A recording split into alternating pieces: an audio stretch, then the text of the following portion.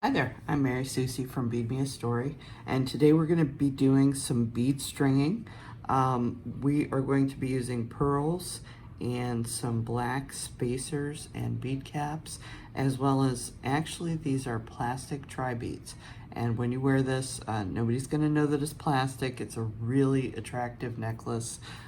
These little tri-beads kind of go back and forth with one another. It's a real 1960s mod kind of thing. So this gives you that 1960s feel while, you know, being updated for today. This will go with a lot of very classic looks, lots of black and white small prints or black, white, and gray small prints. It's really a beautiful piece. I think you'll find yourself wearing it a lot once you have it in your wardrobe because, of course, pearls and black will go with everything that you have. So without further ado, let's go ahead and get started.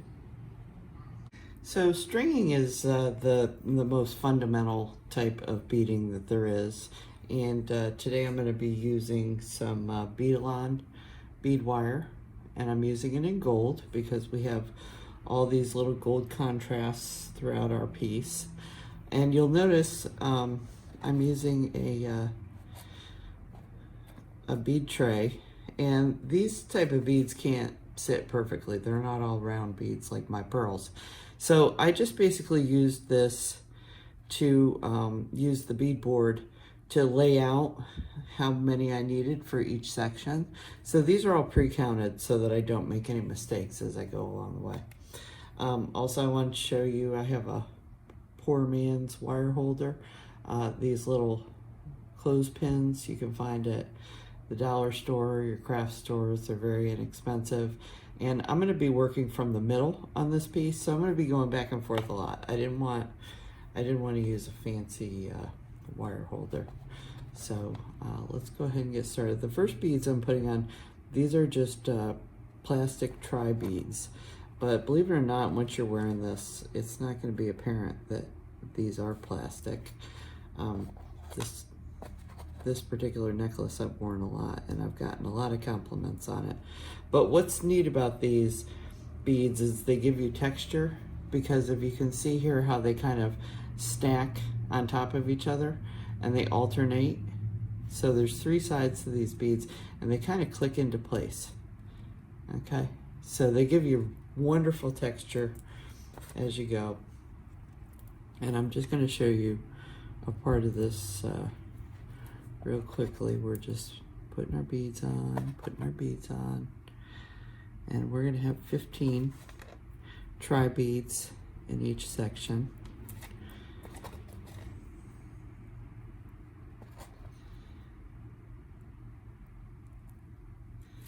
Okay, just a few more.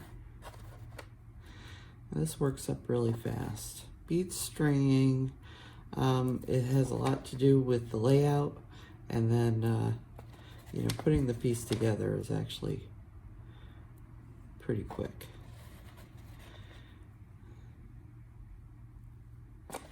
Okay, so this is the middle of my necklace. So I'm gonna pull from one side, and as I said, you can see here that I now have the little gold spacer, the bead cap, the pearl, the bead cap, and then the spacer all ready to go for me so I don't miss a piece. So I'm gonna do the little bead cap, or I'm sorry, the spacer bead, the little filigree bead cap, then I've got the pearl, then I've got another bead cap, and then another spacer. Okay, so then I can go to the next grouping of tri-beads, or if I want to, I can put my little clothespin on this side, and I can start adding on the other side if I want to. So you can do this either way. It doesn't really matter. As long as you kind of know where you're going with your design, it's just fine to work either way. My whole point being, I didn't want to crimp any of the ends or do any of that stuff before I got everything on, because with this one I want to make sure that it all lands in the middle of the wire. Okay, so as you can see, I have finished stringing this all the way, and I want to show you what to do with the ends here. We have one gold spacer at the end. I did 3 seed beads. These are size 8 seed beads, black, and then 1 gold crimp bead. Okay, and then we're going to have a wire guardian on the end. So just to explain all these pieces to you, when you use larger size beads like this, you do need some seed beads on the end, otherwise it gets difficult to do the crimp, and it kind of gets in the way of the clasp when you put it on. So it's nice to just have a few small pieces at the end leading to your clasp. Okay, and then wire guardians are nice because, first of all, it finishes the end really nice and makes it look polished, and it also protects this piece on the end that's going to rub on a jump ring or a clasp or something like that, and keeps it from wearing down over time. So this is going to help your piece last longer because the weight is going to actually sit on the metal section once we put a jump ring through here. Okay, so what you're going to do with the wire guardian is you're going to take your wire and feed it back through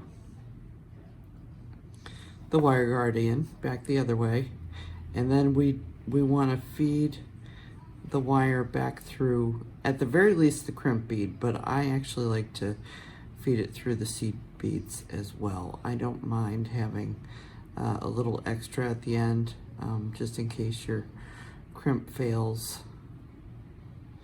It'll give you a little bit of extra. Okay, so I'm gonna pull this down. This is my first end, so anything I leave as far as wire here is gonna get used on the other end, so I don't mind making this one up real close. Now, you don't want to pull this too hard. Whenever you crimp something, you know, you don't want to force it right up to the edge. You want to give it a little bit of leeway.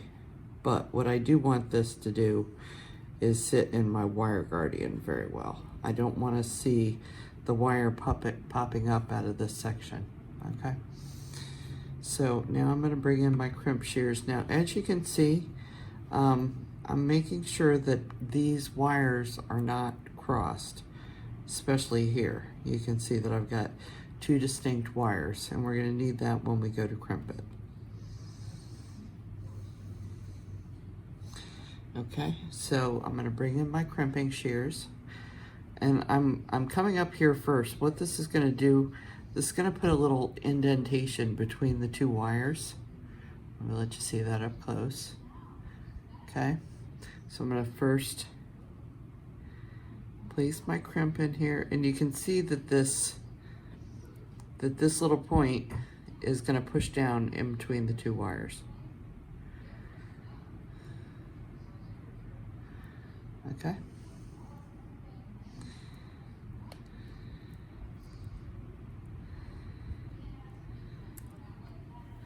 Okay. That did not go as well as I wanted it to, so let me squeeze it again. There we go. Okay. So this leaves me with a little indentation on one of the other sides, but basically what I want to do at this point is grab it from its side, okay, and it's going to fold it in half. And if I want to, I can squeeze again just a little bit to smooth it out on the other side. Okay, so if you can see that there, see how it's folded in half? So that's it.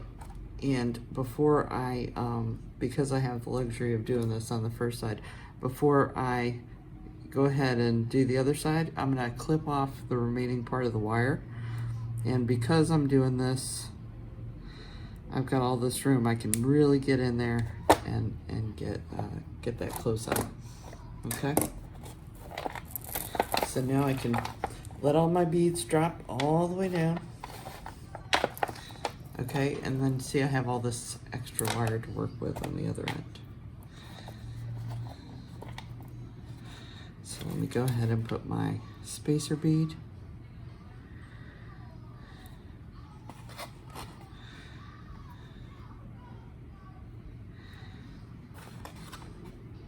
Three seed beads. I've got my crimp bead in here. The crimp beads are really tiny.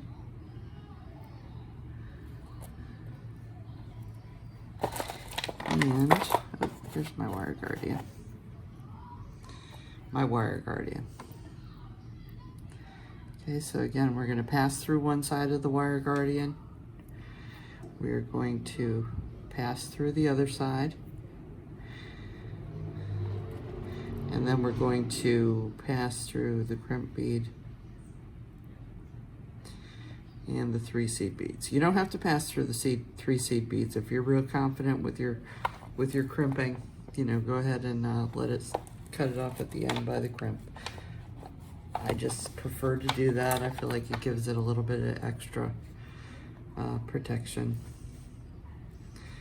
Okay. So now this time, you have to be real careful when you do this end, because this is,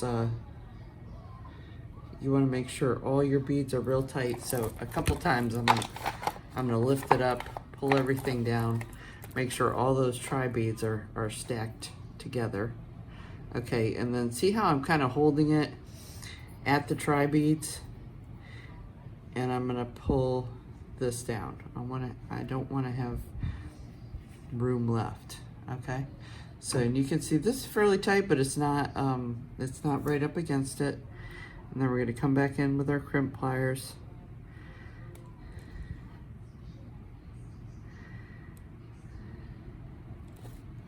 Okay, like that. And there, this time you can really see the little dent that's in there better. So I'll show it to you close up. And then we are going to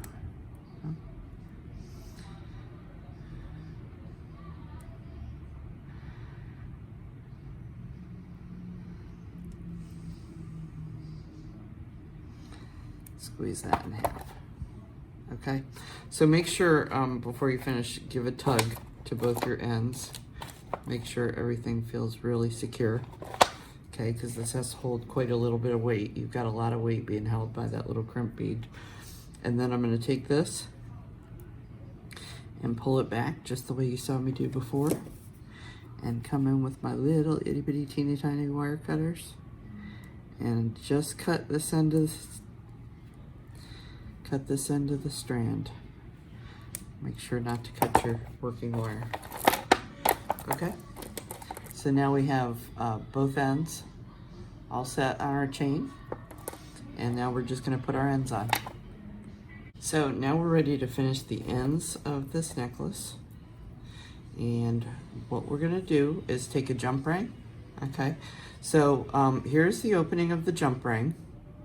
I'm going to come in with a pair of flat nose pliers. In this case, I'm using chisel nose. Doesn't matter. Chisel nose, chain nose, flat nose, they all work. Grab the jump ring at about 3 o'clock. I'm going to come in with a pair of bent nose pliers. Again, you could be using flat nose pliers or chain nose or chisel nose. I'm going to grab the jump ring at around 9 o'clock. So just to show you, if I had it like this, I'd grab it around 9 o'clock and 3 o'clock. Okay. And I am going to push the left side away from me and pull the right side towards me to open that jump ring. Okay, I don't need it open a whole lot. And then I'm just going to take the jump ring, I'm going to pass it through that wire guardian, and then I'm going to put on, this is the eye side. So I've got a hook and eye clasp here. Here's the hook, we'll put that on the other side. On this side I'm putting the eye. Okay, and now that I have this on here, again, I have grabbed my jump ring at about 3 o'clock on this side, and I'm going to grab it at about 9 o'clock, and I'm going to close this back up. Now when I close this back up, I'm going to be pushing with my right hand, I'm going to be pulling back with my left hand, but what I also want to do is I'm actually going to be pushing in this direction, okay? Kind of like a 45-degree angle, not straight back and forth. And when I pull, I'm going to be pulling in this direction. So almost at a 45-degree angle. And what this is going to do is make this jump ring just barely overshoot. Okay, so these are maybe just barely overlapping. And then when I pull it back, I'm going to get almost a perfect closure.